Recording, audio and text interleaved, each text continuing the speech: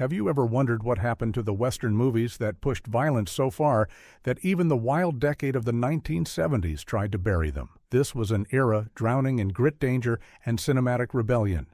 Yet some stories went too far and triggered fear across studios and censors. Today we explore the Westerns that were trimmed, banned, or erased from memory. Prepare yourself as we step into the shadows of frontier panic. Number 15.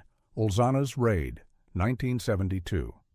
Ulzana's Raid stormed into theaters with a reputation that was already unsettling. Critics called it daring, brutal, and uncomfortably realistic.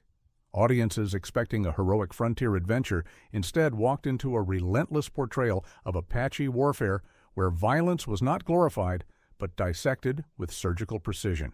From the first scene, the film places viewers directly into an unforgiving wilderness where every decision is soaked in moral ambiguity. The story follows a small military patrol navigating hostile terrain and facing a cunning Apache leader whose strategies are as psychological as they are physical. The film strips away romantic Western myths and exposes the raw cruelty of survival. But the controversy arrived like a wildfire. Several countries demanded cuts due to scenes depicting torture, battlefield brutality, and psychological torment. Television networks refused to broadcast it without heavy edits. Some whispered that studio executives feared the film might be labeled irresponsible during an era already rattled by real-world conflicts and political unrest. Behind the scenes, tensions rose as director Robert Aldrich clashed with networks who wanted the violence softened. Critics were divided. Some praised its honesty, others condemned it as too bleak. Over time, Ulzana's Raid disappeared from mainstream rotation and resurfaced only among devoted Western fans who admired its unfiltered realism. Today, it stands as a haunting reminder of how far the genre can stretch before crossing the line of acceptable violence. In the end, its legacy rests in the question it forces viewers to face. How much truth can an audience endure before turning away from the frontier story altogether? Number 14. Man Called Horse, 1970. Man Called Horse arrived with thunder, stealing attention for its bold promise to depict Native American culture with respect and authenticity. It carried the aura of a daring prestige. Western drawing curious audiences eager to see something different. The early half of the film follows an English aristocrat kidnapped by a Sioux tribe and slowly learning to survive within their world. His transformation is filmed with sweeping landscapes and hypnotic rhythms that pull the viewer deep into the spiritual breath of the plains. But then came the sequence that set censors trembling: the Sun Vow Ritual. A graphic depiction of bodily endurance with hooks and suspension triggered panic across multiple countries. Some theaters refused to screen the uncut version. Television programmers demanded the scene be shortened or removed entirely. Studio representatives reportedly feared moral watchdog groups who were already scrutinizing violent movies of the era. Public debate erupted. Was the film educational or exploitative? Was it authentic or reckless? Behind the camera, tension simmered. Richard Harris defended the film fiercely, insisting the ritual was central to the character arc. Yet producers felt pressure from distributors who worried about bans overseas. Some critics praised the film for avoiding stereotypes, while others insisted it crossed an unnecessary threshold of suffering. In some regions, the movie played only in censored form, leaving audiences confused about missing scenes. Despite the turmoil, Man Called Horse eventually rose to cult status. Its uncut version circulated quietly through collectors and late-night screenings. Today, the film is remembered as a boundary-breaking Western that dared to blend anthropology with raw physical challenge. Its lingering power lies in the way it confronts viewers with transformation through pain, raising the question of what authenticity truly demands. Number 13. Soldier Blue, 1970. Soldier Blue was never meant to be gentle. The film arrived as a renegade presence, a stark Western that challenged the genre with unflinching brutality. It opens as a seemingly simple story, following two survivors of an ambushed cavalry unit, a naive soldier and a pragmatic woman who knows the true weight of frontier violence. Their uneasy journey through hostile territory evolves into a disturbing exploration of American myth-making. But everything changes in the final act. The massacre sequence, inspired by the real Sand Creek tragedy, detonated like an explosion in theaters around the world. Its depiction of violence was so intense that entire countries banned the movie outright. Others forced aggressive cuts that slashed more than 10 minutes from the climax. Some whispered that studio executives considered burying the film altogether, fearing backlash during a politically volatile decade. In the United States, television syndication refused to touch the film for years. Behind the scenes, director Ralph Nelson fought to protect the story's message, arguing the brutality was meant to expose historical truth, not sensationalism. Production faced pressure from advocacy groups demanding content warnings. Many critics condemned the violence as excessive, while others praised the film for daring to confront uncomfortable realities. Audiences were split between outrage fascination and disbelief. Over time, Soldier Blue faded from mainstream Western conversation, but continued to circulate among film scholars and collectors who saw it as a pivotal moment in the genre. Its legacy is carved into its willingness to confront violence, not as legend, but as a wound that refuses to heal. The reflective question remains: how much truth must be shown for a nation to finally reckon with its past? Number 12. Doc, 1971. Doc emerged as a strange and daring Western that broke every expectation surrounding the legend of Wyatt Earp and Doc Holliday. Instead of heroic grandeur, it offered a gritty, stripped-down portrait of flawed men navigating a decaying frontier. Audiences expecting a rousing showdown were instead given bitter realism and swirling moral exhaustion. That alone made the film controversial, but its violence pushed it further into dangerous territory. The story reimagines the build-up to the OK Corral standoff as a tale of corruption, failed dreams, and crumbling identities. Scenes of sudden brutality erupt without warning, emphasizing the unpredictability of frontier life. Critics called the film cynical and bold. It rejected mythology in favor of raw character study, but this approach clashed with networks who believed audiences might interpret it as an attack on Western heritage. When television programmers reviewed the violent sequences, several demanded cuts before ever considering broadcast rights. Rumors spread of studio discomfort. Executives reportedly feared backlash from audiences who viewed these historical figures as cultural icons. Some international markets trimmed violent scenes and even shortened emotional confrontations, deemed too heavy for younger viewers. Production was rife with tension as actors, and the director argued passionately about preserving the film's unfiltered tone. Yet over the decades, Doc built a shadowy reputation. It attracted a cult following among fans of revisionist westerns who admired its honesty and psychological depth. Its legacy rests in the dust-filled atmosphere of disillusionment it creates. Doc is a western that reminds us the frontier myth is fragile, and that stripping away the legend can leave behind truths some are not ready to face. Number 11. Hannie Caulder, 1971. Hannie Caulder entered the Western landscape with a reputation for boldness. Audiences were drawn by the promise of a revenge tale led by Raquel Welch, whose performance carries a fierce, controlled intensity. From the opening scenes, the film throws viewers into an unforgiving frontier shaped by brutality, lawlessness, and emotional ruin. Hannie's transformation from traumatized survivor to determined avenger is told through rugged landscapes and stylized violence that refuses to look away from suffering. Yet it was this very intensity that triggered widespread censorship.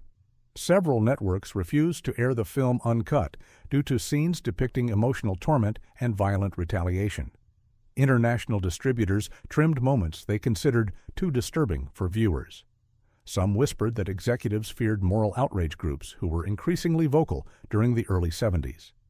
The film's tone walked a razor-thin line between empowerment and darkness, causing heated debate among critics. Behind the scenes, production faced its own turmoil. Allegedly, the script went through multiple rewrites as creators struggled to balance the film's grim foundation with commercial expectations. Raquel Welch's powerful performance was praised, yet also seen as risky due to the film's harsh atmosphere.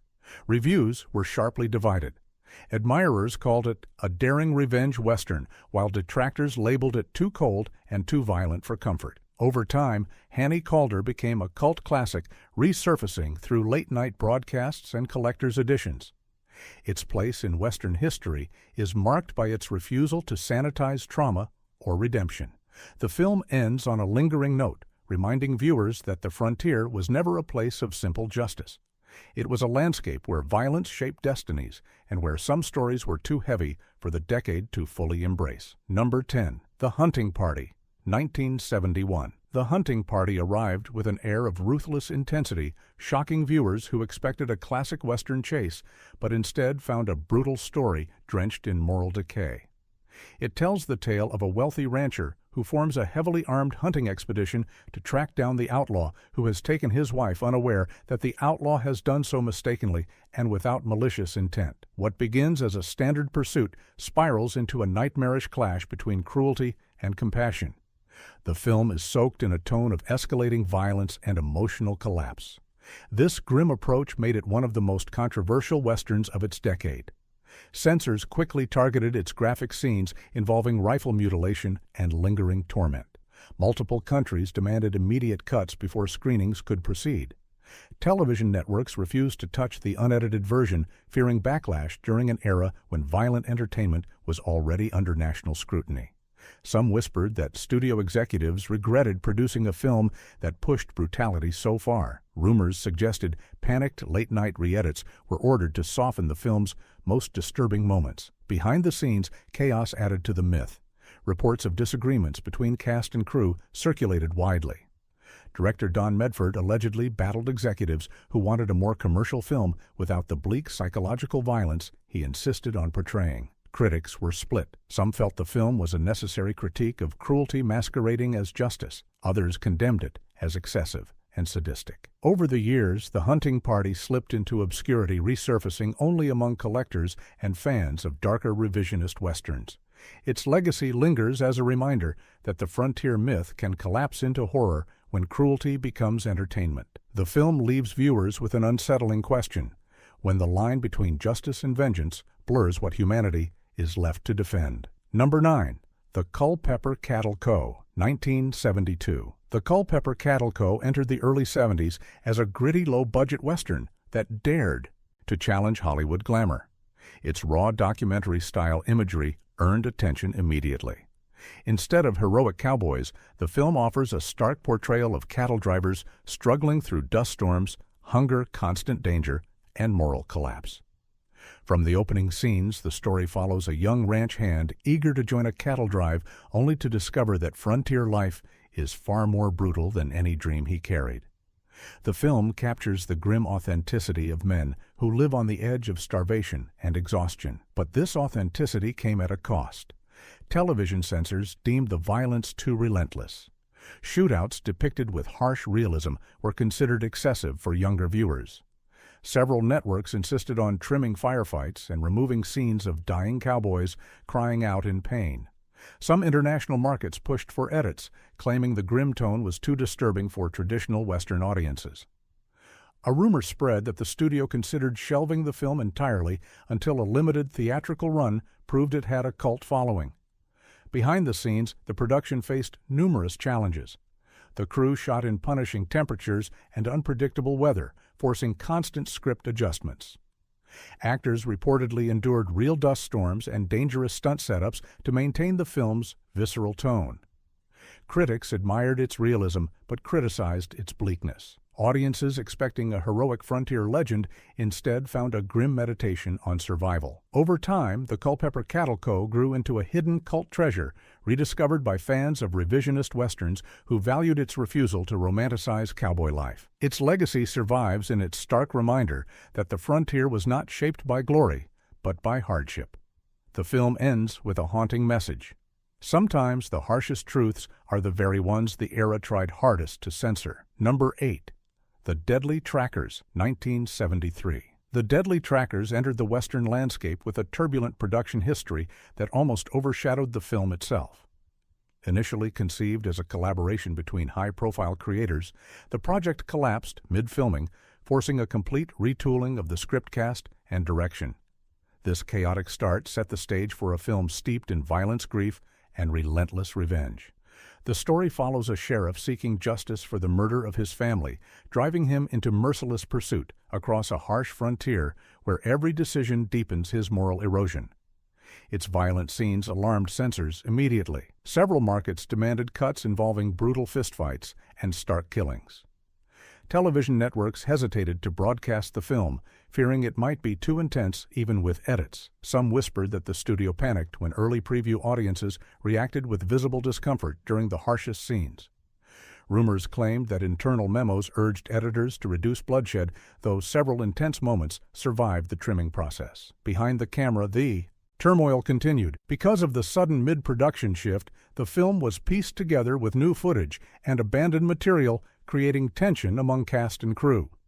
Director Barry Shear fought to maintain narrative cohesion while actors struggled to adapt to the evolving script.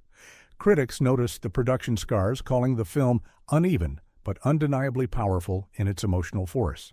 As years passed, the deadly trackers fell into relative obscurity, but found a second life among genre devotees who appreciated its raw portrayal of vengeance. Its legacy thrives as a reminder that some films survive not because they are polished, but because they are intense and unafraid. The reflective truth at the film's core remains untouched. Revenge can destroy more than it restores, and sometimes censors cut scenes not to protect viewers, but to soften a truth many are not prepared to face. Number 7. The Last Hard Men, 1976. The Last Hard Men arrived at the tail end of the Western era's gritty revival, bringing with it a harsh tale of vengeance and psychological collapse. Starring two legendary actors at odds, the film tells the story of a brutal outlaw who escapes prison determined to settle a personal score with the lawman who put him behind bars. What begins as a simple chase transforms into a chilling study of cruelty, escalating threats, and the unraveling of morality under pressure. The rugged cinematography and violent confrontations shocked audiences accustomed to more traditional Western showdowns. Censors responded immediately. Several countries removed scenes involving outdoor torture and prolonged intimidation. Television broadcasts were forced to delete entire sequences that depicted the outlaw gang inflicting suffering on innocent people. Some networks refused to show the film at all, believing its tone was too unrelentingly dark. Rumors circulated that the studio trimmed footage before release, fearing it might earn restrictive ratings that would prevent theatrical success. Behind the scenes, tension grew. Reports claimed disagreements erupted over how far the violence should go. Actors debated the psychological motives behind their characters, and some crew members reportedly pushed back against filming scenes they felt crossed ethical boundaries. Critics were divided. Some considered the film a bold exploration of frontier cruelty, while others dismissed it as gratuitous brutality. Over time, The Last Hard Men became a cult curiosity, a film that viewers sought out precisely because it tested the limits of the Western genre. Its legacy endures in its exploration of how vengeance corrodes both hero and villain. The closing thought lingers like dust in a dying sunset. When violence becomes the only language spoken, the frontier reveals just how thin the line between justice and torment truly is. Number 6. Valdez Is Coming, 1971. Valdez Is Coming arrived as a surprisingly thoughtful Western wrapped in a revenge narrative that grows more powerful with every scene. Burt Lancaster plays a humble but principled lawman who becomes the target of humiliation at the hands of wealthy ranchers. What begins as a moment of injustice spirals into a tense pursuit as Valdez takes up arms to reclaim his honor and expose the cruelty of those who wronged him. The film blends classic Western structure with revisionist edge, creating a tale both thrilling and introspective. Yet some markets found its violent retaliation scenes too intense. Countries demanded small but significant cuts to confrontations involving explosives, guns, and desperate hand-to-hand brawls. Television networks insisted on removing scenes where Valdez uses creative yet harsh tactics against his oppressors. A whisper spread that distributors feared backlash because the movie portrayed the wealthy antagonists with brutal honesty during a decade filled with class tension and unrest. Behind the scenes, the production pushed actors into rugged physical performances. Lancaster performed many demanding stunts, adding a sense of authenticity that impressed the crew. However, reports suggest producers struggled with how dark the film should become, fearing that a harsher cut might alienate mainstream viewers. Critics praised the film's emotional depth, but warned that its violence might overshadow its message. Valdez Is Coming slowly transformed into a respected cult western, gaining deeper appreciation decades later. Its legacy lies in its unwavering portrayal of justice, reclaimed not through legend, but through perseverance. The final emotional truth lingers softly. When a man rises to reclaim his dignity, sometimes the world is forced to reckon with the violence it first unleashed. Number 5. Chato's Land, 1972. Chato's Land arrived as one of the most provocative westerns of its decade, challenging audiences with a raw, unfiltered portrait of frontier racism, brutality, and revenge. Charles Bronson plays Chato, a man caught between two worlds, who becomes the target of a violent mob after defending himself against a prejudiced lawman. From its opening moments, the film rejects the heroic fantasies of classic westerns and replaces them with relentless realism. The desert becomes a living force. The sun burns with merciless intensity. Every step of Chato's journey feels like a push toward survival against overwhelming hatred.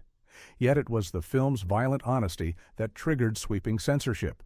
Several countries demanded deep cuts to scenes of lynching threats, civilian terror, and reprisals committed by the pursuing posse. Television networks refused to air the film without significant alterations, including the removal of entire sequences showing the mob's deteriorating morality. Some whispered that producers feared the film was too politically charged for a decade already shaken by racial conflict and social upheaval. Rumors spread that early screenings caused walkouts from viewers unable to handle the film's brutal unraveling. Behind the scenes, tension simmered. Reports claim that the cast struggled emotionally with the dark material, and the harsh filming conditions in scorching desert environments led to constant delays. Director Michael Winner pushed for unflinching realism, wanting audiences to witness the collapse of the men who believed themselves righteous. Critics were divided. Some viewed the film as a necessary confrontation with frontier cruelty. Others condemned it as too violent and too unforgiving. Despite the controversy, Chato's Land survived and eventually found its place as a cult classic, cherished by those who admire revisionist westerns that challenge comfortable mythologies. Its legacy endures in its haunting message. When hatred becomes the law of the land, the frontier stops being a place of freedom and becomes a battleground for the human soul. Number 4. The Revengers, 1972. The Revengers burst into theaters with the promise of rugged adventure, yet quickly gained notoriety for its bleak storyline and heavy violence. Starring William Holden, the film follows a grieving father who escapes the weight of personal tragedy by forming a band of hardened misfits to hunt the outlaws responsible for shattering his family. The movie abandons the polished heroics of earlier westerns. Instead, it plunges viewers into a world where justice is twisted by grief and survival is purchased through brutality. Censors reacted fast. Multiple networks refused to broadcast the film uncut, citing sequences of torture, relentless gunfights, and grim ambushes as excessive. International markets trimmed entire scenes of suffering, fearing audience backlash. Some whispered that studio executives were nervous about the film's unrelenting darkness, which clashed with attempts to maintain the Western as family-friendly entertainment. Rumors claimed that test audiences were shaken by the depiction of emotional breakdowns and harsh violence. Behind the scenes, production faced instability. Reports suggest that clashes occurred over the film's tone, with some crew members pushing for a softer approach, while others supported the grim intensity. The cast endured rough outdoor conditions, long night shoots, and stunt sequences that pushed their physical limits. Critics remained sharply divided. Admirers praised the film's raw emotion, while detractors dismissed it as too nihilistic for mainstream audiences. Over time, The Revengers found its following among viewers who appreciated its commitment to portraying the toll of vengeance. Its legacy lies in its brutal honesty, showing that revenge rarely brings peace and often leaves deeper wounds. The closing thought rests heavy.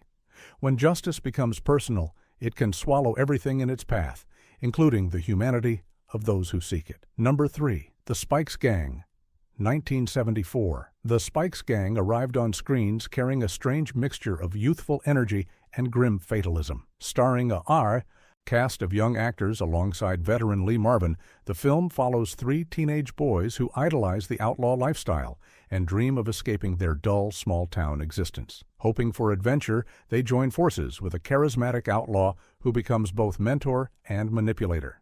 What begins as an exciting journey gradually transforms into a bleak exploration of shattered innocence and violent disillusionment. Despite its coming-of-age flavor, the film's darker scenes startled censors. Television networks were especially concerned about moments depicting intimidation, emotional breakdowns, and deadly confrontations involving the teen characters. Several countries demanded edits to tone down the more intense sequences. Some whispered that distributors feared backlash from parents who believed the movie might encourage rebellious behavior or glorify outlaw life. Rumors circulated that early previews sparked heated debate among executives uncertain about how to market such a grim story. Behind the scenes, the mood was tense.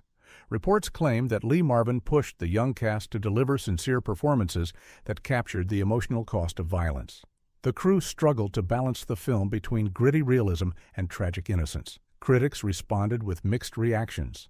Some praised the film for its powerful message. Others criticized it for treading into territory too dark for a youthful narrative. But across the years, the Spikes Gang gained a steady cult following. Viewers who discovered it later admired its emotional depth and its willingness to show the ultimate price of misguided dreams. Its legacy endures as a reminder that sometimes the frontier destroys rather than liberates. The reflective truth lingers softly, innocence is fragile, and the world of violence rarely returns what it takes away. Number 2. Kid Blue, 1973. Kid Blue rode into theaters wrapped in eccentric humor and oddball charm, yet beneath its comedic surface lay a surprisingly dark study of desperation and identity. Dennis Hopper stars as a notorious outlaw who grows tired of his criminal path and attempts to start a new life in a small frontier town. But the town masks its own corruption and hypocrisy. As Kid Blue struggles to reform, he becomes trapped in a cycle of conflict and misunderstanding that pushes him closer to the violent life he wishes to escape. Despite its comedic tone, the film's spurts of sudden violence unsettled censors. Television executives were uneasy with scenes involving explosive confrontations and frantic chases. Several markets demanded edits to soften the violence, believing the quirky style made the more brutal moments feel unpredictable and therefore more disturbing. Some whispered that studio leaders feared the film would confuse audiences expecting pure comedy. Rumors suggested re-edits were ordered to shift the film's tone, but the result remained a peculiar mixture of levity and harshness. Behind the scenes, the production was equally chaotic. Dennis Hopper's unpredictable energy created both thrilling creativity and difficult tension. Directors and writers reportedly argued about balancing comedy with darker themes. Critics struggled to categorize the finished product. Some found it refreshingly bold, while others dismissed it as too inconsistent for mainstream success. Over time, Kid Blue became a curiosity piece, rarely mentioned, yet always rediscovered by fans fascinated with unconventional westerns. Its legacy lies in its reminder that not every outlaw seeks glory. Some are merely running from themselves. The emotional truth at the film's core remains powerful. Change is rarely simple, and the frontier can punish even those who try hardest to begin again. Number 1. The White Buffalo, 1977. The White Buffalo thundered onto screens with a strange, mythic energy, blending the Western with surreal horror. Starring Charles Bronson as Wild Bill Hickok, the story follows a haunted gunslinger, tormented by visions of a monstrous white buffalo rampaging through the wilderness. Driven by fear and obsession, Hickok embarks on a desperate hunt, forging uneasy alliances and confronting the ghosts of his past. The film wields dreamlike imagery and sudden outbreaks of violence, creating an atmosphere unlike any Western before it. Censors reacted swiftly. Scenes involving the buffalo attacks unsettled viewers due to their ferocity and nightmarish tone. Several countries trimmed violent confrontations, while some television networks refused to air the film due to its intense atmosphere. Some whispered that executives feared audiences would recoil from the film's blend of myth and brutality. Rumors circulated that producers ordered late-stage edits to soften the creature's rampage, but many harsh moments survived. Behind the scenes, the production was demanding. Creating the massive animatronic buffalo required complex engineering that pushed the budget into dangerous territory. Filming night sequences in frigid landscapes tested the stamina of cast and crew. Critics were bewildered. Some admired the film's ambition, while others dismissed it as too strange, too violent, and too dreamlike for the Western genre. Yet over the decades, the White Buffalo built a cult following. Viewers drawn to its surreal tone and emotional depth rediscovered it through late-night broadcasts and collector's editions. Its legacy lies in its daring fusion of legend and fear. The final reflective truth lingers long after the credits fade. Even the greatest frontier heroes cannot outrun the monsters that live within their own shadows. The frontier was never simple. These films show how violence, myth, and fear collided in ways the 1970s struggled to accept. Which forgotten Western shocked you the most? Share your thoughts below. If you love deep dives into hidden cinema history, make sure to like, subscribe, and join us for more journeys into the films time tried to bury.